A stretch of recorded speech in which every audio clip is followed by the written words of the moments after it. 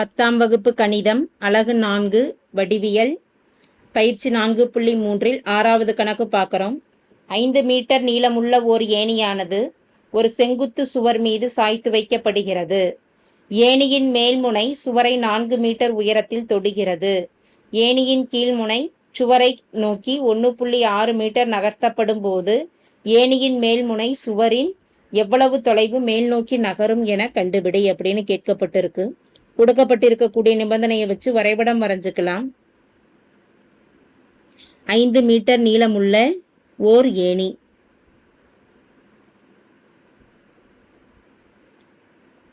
அந்த ஏணியானது ஒரு சுவற்றில் சாய்த்து வைக்கப்பட்டுள்ளது. இப்போ இந்த வரைபடத்தில் நேம் கொடுத்துக்கலாம். ஏ பி சி. ஏணி அப்படிங்கிறது ஏபி, அதனுடைய நீளம் 5 மீட்டர்.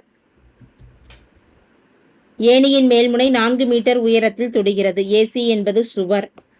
ஏசியின் தொலைவானது 4 மீட்டர் அப்படின்னு கொடுக்கப்பட்டிருக்கு. ஏணியின் மேல்முனை சுவரை தொடுவதற்கு 4 மீட்டர்னு கொடுக்கப்பட்டிருக்கு. ஏணியின் கீழ்முனை சுவரை நோக்கி 1.6 மீட்டர் நகர்த்தப்படும் பொழுது பிசி என்பது தரை. இந்த பிசியில் இந்த முனையில் இருக்கக்கூடிய ஏணியானது 1.6 மீட்டர் தொலைவில் நகர்த்தப்படும் பொழுது ஏணியின் மேல்முனை சுவரில் எவ்வளவு தொலைவு மேல் நோக்கி நகரும்னு கேட்டிருக்கிறாங்க. அப்போ இந்த புள்ளியை நாம் இணைச்சு மதிப்பு கணக்கிடலாம். ஏ இங்கே ஒரு மதிப்பு கொடுத்துக்கலாம். இந்த தொலைவு 1.6 மீட்டர். புள்ளி டி, இந்த புள்ளிக்கு நேமு ஈன்னு கொடுத்துடலாம். கணக்கிட வேண்டியது என்ன மதிப்பு அப்படின்னா ஏஇ கணக்கிடலாம். இந்த ஆரம்ப புள்ளியில இருந்து மறுபடியும் எவ்வளோ தூரம் மேல் நோக்கி நகர்ந்திருக்கும் அப்படின்னு கேட்டிருக்கிறாங்க. வரைபடத்திலிருந்து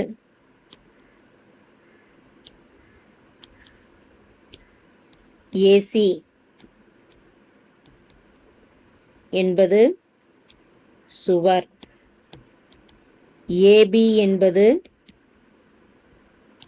ஏணி மற்றும் பிசி என்பது தரை. இதில் ஏபி மற்றும் ஏசியின் மதிப்புகள் தெரியும், பிசி மட்டும்தான் தெரியாது. தரையின் தொலைவு தான் என்னன்னு தெரியாது. அப்போ பிசி பித்தாகரஸ் தேற்றத்தை பயன்படுத்தி கணக்கிடுறோம். செங்கோண முக்கோணம் ஏபிசியில் பித்தாகரஸ் தேற்றப்படி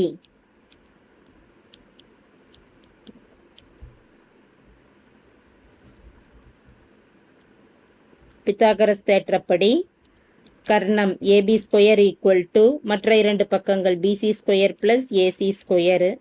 கர்ணம் 5 ஸ்கொயர், பிசி தெரியாதபடியே இருக்கட்டும். ஏசியின் மதிப்பானது 4 square, 5 square 5 25, BC square equal to 4 square 16. BC square தான் வேணுங்கிறனால 25 இடது பக்கம் இருக்கட்டும். வலது பக்கம் இருக்கக்கூடிய ப்ளஸ் 16 இங்கே வரப்போ -16ன்னு ஆகிடும். PC square equal to 25 - 16 9. அப்போ பிசி ஈக்குவல் டு என்ன மதிப்பு? வர்க்கமூலம் எடுத்துக்கிட்டோம் அப்படின்னா +or-3 வரும்.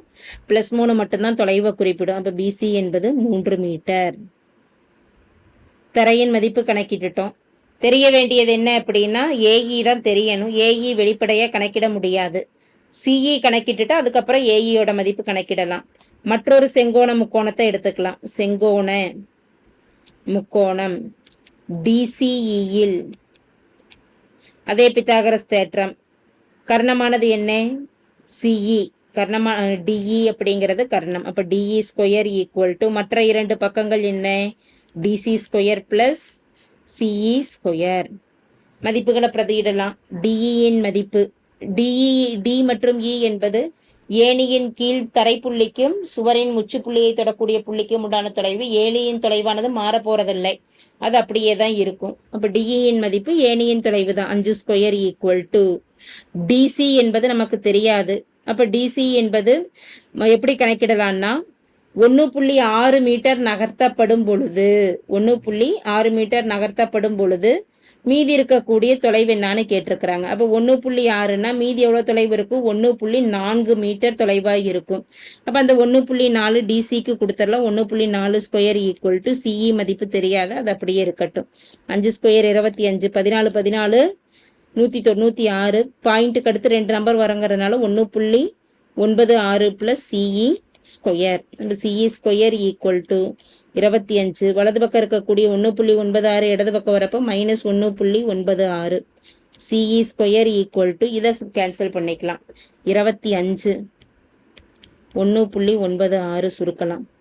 புள்ளிக்கு அடுத்து 2 0 4 இங்கே 9 இங்கே 10 10 - 6 4 9 - 9 0 4 - 1 3 2 அப்படியே போட்டுக்கலாம். அப்போ மதிப்பானது என்ன 23.04. இதுக்கு வர்க்கமூலம் எடுக்கலாம்.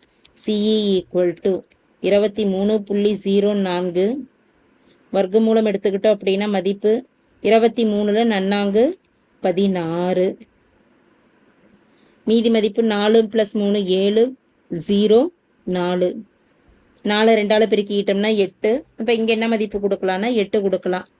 இதுக்கு அடுத்து பாயிண்ட் இங்கே பாயிண்ட் இருக்கிறனால பாயிண்ட் கொடுத்துட்டு இங்கே 8 8 8 × 64 மீதி 6 8 8 × 64 மீதி 6 மீதி 6 8 × 64 ஒரு 6 அப்படிங்கிறப்ப மதிப்பு 70 704 சரியா வருது. 4.8 அப்படிங்கிறது இதனுடைய வர்க்கமூலம். சிஇயோட மதிப்பு 4.8 மீட்டர். சிஇ நமக்கு தேவையில்லை, ஏஇ தான். அப்ப எப்படி எழுதலாம்? ஏணியின் மேல்முனை சுவரில் நகர்ந்த தொலைவு. ஏணியின் மேல்முனை சுவரின் நகர்ந்த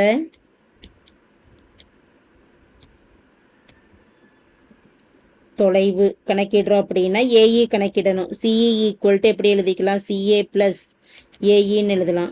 4.8 சிஏயின் மதிப்பு 4 ப்ளஸ் ஏஇ தான் தெரியாது. அப்போ ஏஇ வேணும் அப்படின்னா 4.8 ப்ளஸ் 4 இடது பக்கம் வரப்போ -4ன்னு ஆகிடும்.